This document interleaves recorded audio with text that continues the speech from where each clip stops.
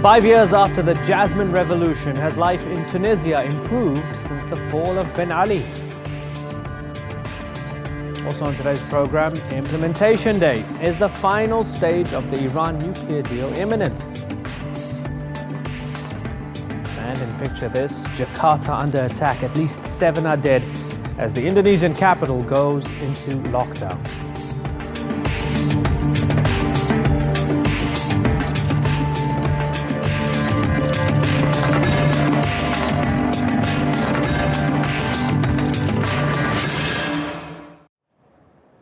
Hello and welcome to the Newsmakers with me, Imran Gaddafi.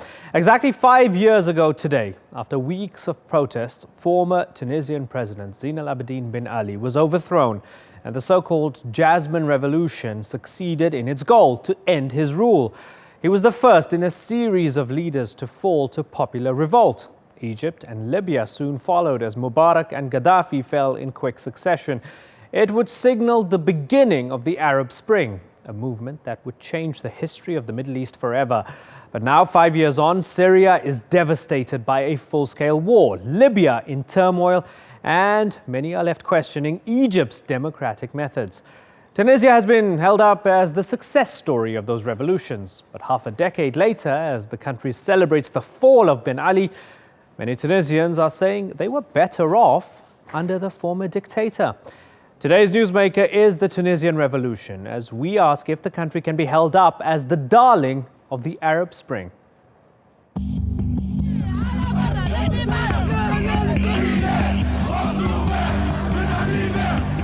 It was a revolution against repression.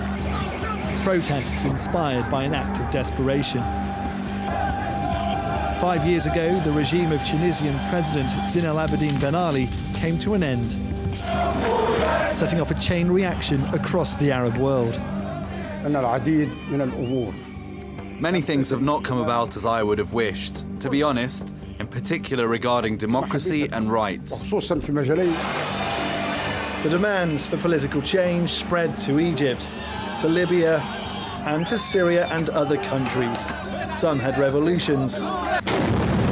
Others descended into civil war. Tunisia, though, has largely been stable, although recent terror attacks have threatened the peace.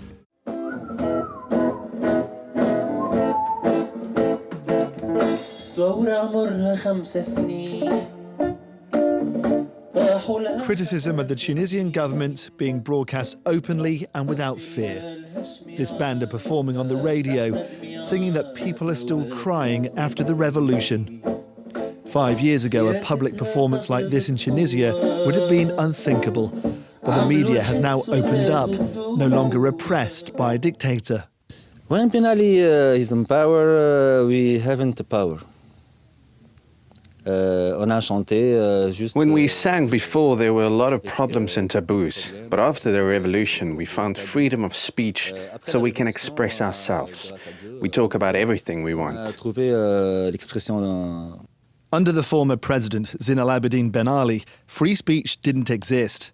He ruled Tunisia for 23 years through repression and fear. But in December 2010, Tunisians demanded change after this man, Mohamed Bouazizi, killed himself. His cousin shows me a poster of Mohamed. The vegetable seller set himself on fire in frustration. That led to huge protests and Ben Ali fled the country. But Mohamed's cousin doesn't believe enough has changed. The people regret the revolution because, even more than before, the dictator is back. This government uses terrorism. Every time we ask for some rights, they say they must fight against terrorism first.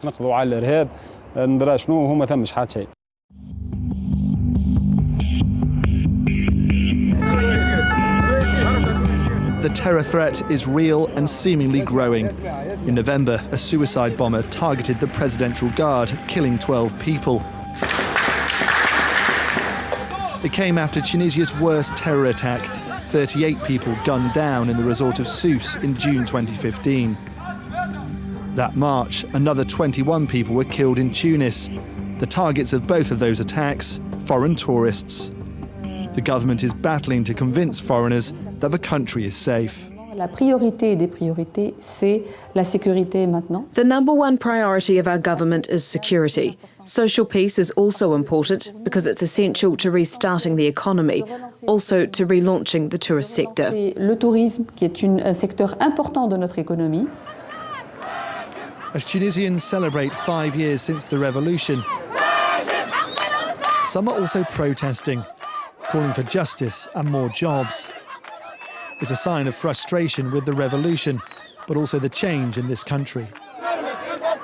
This demonstration is an example of why so many view Tunisia as the success story of the Arab Spring. Yes, some here are disillusioned with the amount of progress since the revolution, but in comparison to many other countries in the region, they now have the right to freely protest. Still, some feel the country's not moving forward fast enough. The media may be freer than ever before, but freedom from danger and poverty look like battles far from won. Duncan Crawford, The Newsmakers, Tunis. Well, to discuss the effects of the Jasmine Revolution 5 years after the fall of Ben Ali in Paris is Munsef Shekhrouhou. He's an economist and former MP for Tunisia's Democratic Alliance Party. And in Tunis, I'm joined by Radwan Masmoudi. He's the founder and president of the Center of the Study of Islam and Democracy, and Lina bin Mhenni, a Tunisian activist and teacher at Tunisian University. Thanks, all of you, for joining us. Lina bin Mhenni, let's start with you. 5 years on, Ben Ali is gone. Are there way too many signs that Ben Ali's Tunisia didn't go away fully? Yes, it's too sad to say it, but I don't think that we've really got rid of the system of Ben Ali. It's true that Ben Ali is gone from Tunisia, but the whole system is still in place. When it comes to the claims of the people who took to the streets in December 2010 and January 2011, they were ignored by the different governments that succeeded to that of Ben Ali. As I said, the whole system is still here. Corruption, nepotism, and all the other problems, including the violence of the police, repression, are still present in Tunisia. Munsef Shekhrouhou, is the corruption that might have driven Bouazizi to set himself ablaze still very much the same? Yeah. Well, what has driven him is corruption, and corruption has been making the Tunisian poor poorer, the Tunisian rich richer, and the regions where Bouazizi belonged to were not taken care of. So since that time, we have built democracy in Tunisia. We have a new constitution that is very progressive, but on the other hand, we are electing democratically governments that are not efficient in terms of addressing the regional development and the wealth creation in Tunisia. This year, growth, that means wealth creation in the country, will be zero, and this is a very, very bad blunder of the democratically elected governments that should work more and talk less about ideology. Okay, let's ask Radwan Masmoudi. It's the politicians who have messed it up, isn't it? In principle, Tunisia is a nice country. The constitution's a good one. Why aren't they implementing it properly?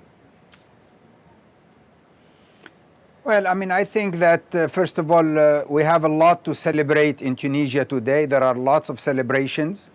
I think that we have a democracy in Tunisia today, and it is a functioning democracy.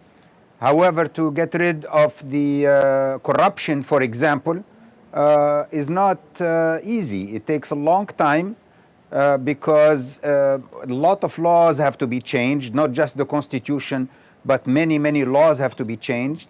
The administration has to be changed. The culture of the people themselves has to be changed, because corruption has been so widespread among the Tunisians, among the people. They have become used to paying bribes and things like that.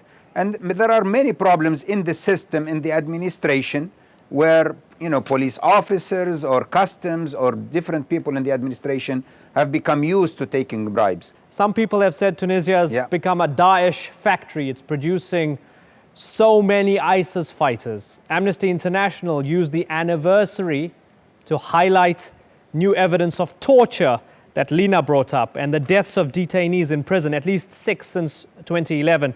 People have been jailed for homosexuality. They've been jailed for protesting.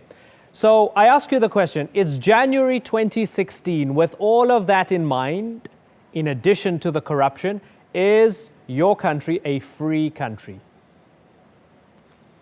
I think there is no question that Tunisia today is a free country. It has been ranked as free by not only Freedom House, but so many other international organizations. It doesn't mean there are no abuses. Sometimes there are abuses in any countries. I mean, the United States had Guantanamo Bay and had torture in Iraq. Let's not talk about the United States. Let's talk about Tunisia. Come on. About? Let's talk about Tunisia, not the United States. No, I'm saying that there are exceptions, that there are, unfortunately, there is still sometimes mistreatment or torture or things like that. But these are isolated cases, and they are not systematic. And the police officers who are accused of these crimes are immediately stopped and arrested and investigated. We had 4 investigations by the members of parliament who went to these police stations immediately, like the next day, to investigate these alleged torture cases. Let's get Lina to, let's see if Lina is satisfied with that. Sorry to interrupt you again, because we don't have too much time. Lina, are you satisfied with that? I'm sorry, I'm not living in the US. I'm not talking about the US. I'm talking about Tunisia. I'm an activist. I'm working on the ground. I'm receiving many messages every day from people who have been abused by the police or other forces. The cases of torture are higher than the 2 last years. Yeah, it's good to talk about a new constitution that is more or less a progressive one. It's good to have this as an ink on paper, but there is no concretization of this constitution. Well, I think that we have to listen to people every day, to be in touch with them, to understand what's going on in Tunisia. I don't think that we are really into a democracy. Yeah, it's true that we have so many political parties. It's true that, as I said, there is a constitution. It's true that we had fair elections and the government had been electing democratically, but the situation for people, I mean, the daily life is very difficult for people. The abuses are no exceptions, and I will give a good proof. Every day we have the media talking about the equation. You have to choose between security, stability, and between human rights and freedoms. Politicians are working on this. Policemen, trade unions are working on this, and the media is working on that. Okay, so let's pose that to Monsef Shekrour. Trying to take our freedoms. We are not in a democracy. I'm sorry. Let me pose that to Monsef. Monsef, is that the false choice that Tunisians are given, freedom or security? Well, listen, I would like it to be very clear that Tunisia today is much better than Tunisia 5 years ago. Let's not give the impression that Tunisia is going back. Why? Because 5 years ago, we had the impression of stability under dictatorship and under corruption. And today, we have a system that is really democratic. We are in the process of building the second stage of the rocket democracy. On the one hand, this will allow Tunisians to select the right government. Unfortunately, up to now, we have voted to select governments that distributed seats and without having a program, without having dates, without having objectives that they share with the electorate. And therefore, now what is missing is to see governments that come not only to sit on seats and have ministries, but would come to say, well, this is what we want to achieve next month, next 6 months, next year, in terms of job development, in terms of remote areas development, and we have the potential to do that. We have the people to do that. So everybody is doing politics. No one is doing economics. No one is doing planning. No one is doing investment. Yeah, strongly put. Pragmatic and practical solutions. Radwan Masmoudi, many people talk about Tunisia as a model of success for the Arab Spring, but usually when they compare it to Libya, when they compare it to Syria, And the response to that quite often is, come on, any country looks good compared to Libya right now or compared to Syria right now. Do you find that that example of your country as a model has become almost a burden that you don't want to carry? In Tunisia itself, we don't really speak about that comparison. We don't want to compare ourselves to any other country. We compare ourselves to the potential that we have in Tunisia. And I think I agree in a way with what Professor Monsaf said, that on the political track, I think we made a lot of progress. It doesn't mean it's perfect, but we made a lot of progress. And I think we are close to being a free and a truly democratic country. However, on the economic front, I agree completely that there has not been any change or any improvement in the economy. In fact, you could say that the economy has gotten worse, which is very frustrated, and they say we have not seen any improvement in the last 5 years. Okay, and so we are running out of time. I agree that there is still a lot. Yes, Radwan, sorry, we're running out of time. I'm going to give Lina 15 to 20 seconds, if possible, please, because we're out of time. Lina, final word from you. Yeah, well, I'm happy that Ben Ali is gone, but I think that the road is too long. Although I'm not optimistic right now, but I'm still hopeful for my country because there are young people who are really trying to change what is going on in Tunisia.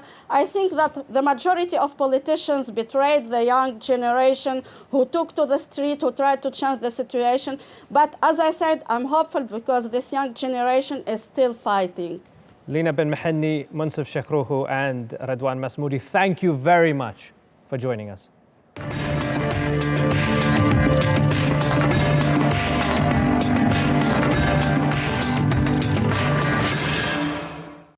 Still to come on the Newsmakers, nearly set in stone is the final step for the Iran nuclear deal about to be completed.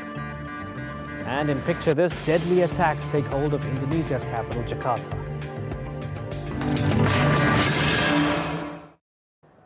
The final step of Iran's nuclear deal with world powers could be imminent. On Friday, the IAEA is expected to reveal whether Iran has fulfilled its obligations under the agreement. If that is the case, implementation day could be just around the corner, paving the way for sanctions to end. The Newsmakers' Ashraf Helmi has more.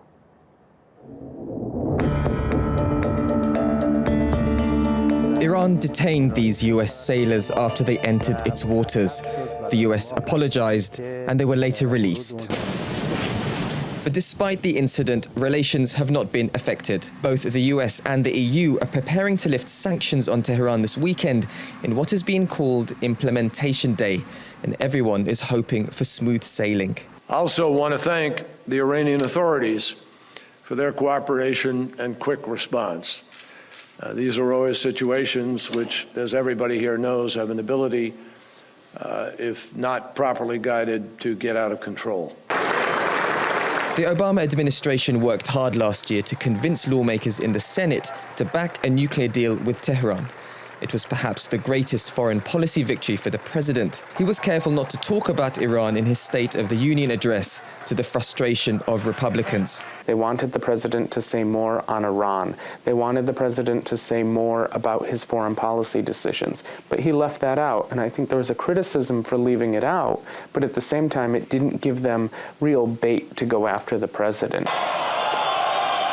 President Hassan Rouhani has himself come up against hardliners back home.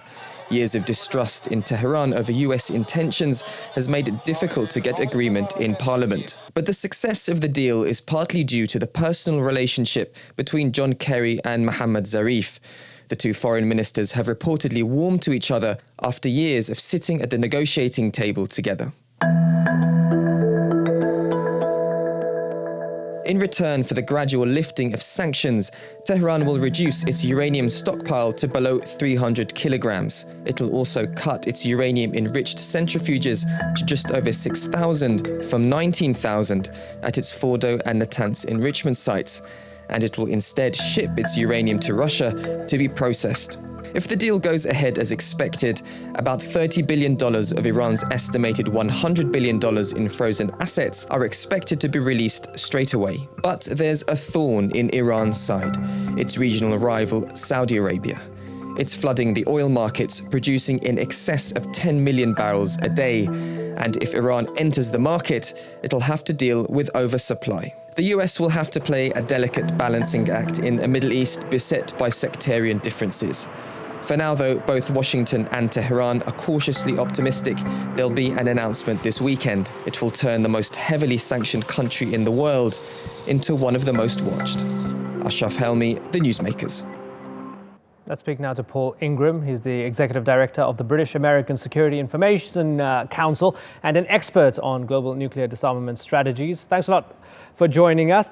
So just before this announcement, we've had that incident with the sailors.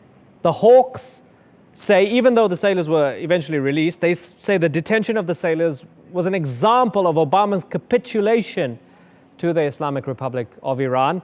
Iran deal supporters say, see, this is how mature diplomacy works. You say sorry and no harm done. Who's right? Well, we have to answer that question, we have to go beyond just the statements to the attitudes that underlie them. I think it's quite clear that from a US Hawks perspective, the Republican candidates who've leapt in on this issue, to them, this is a situation where US sailors have been captured and then released, and that itself is an outrageous act by the Iranians. Anything that limits the power of the hegemon in the region should be seen as an act of aggression.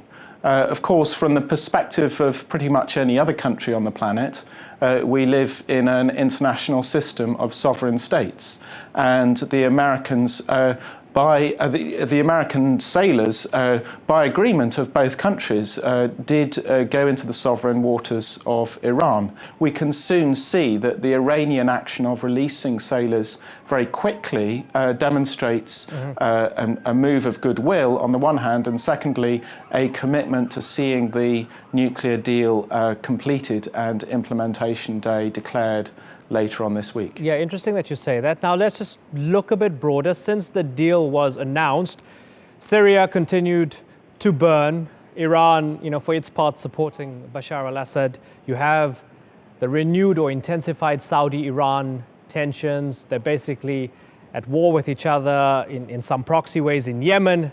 You had the Iranians burning US flags and chanting death to America when they were attacking the Saudi embassy. Does the deal in any way have the potential for unraveling because of everything else that's happening around the deal? Oh, it absolutely does have the potential to unravel, and I wouldn't want to give the impression that things are all rosy. But American flags have been burnt on the streets of Tehran for the last 35 years. That is not a new incident. What is new is what you point to around Saudi reactions, which are in large part motivated not only by the conflicts in Syria and Yemen, which, well, certainly the Syrian conflict is not new. The Yemeni conflict has got worse in the last few months, but is motivated as well by the Iran deal itself. Paul Ingram, we have run out of time, but thank you very much for your thoughts. In today's Picture This, at least 7 people have been killed in the Indonesian capital, Jakarta. Police say there were a series of explosions and a barrage of gunfire by militants in the city centre. Daesh has now claimed responsibility for the assault. Take a look at how the attacks panned out.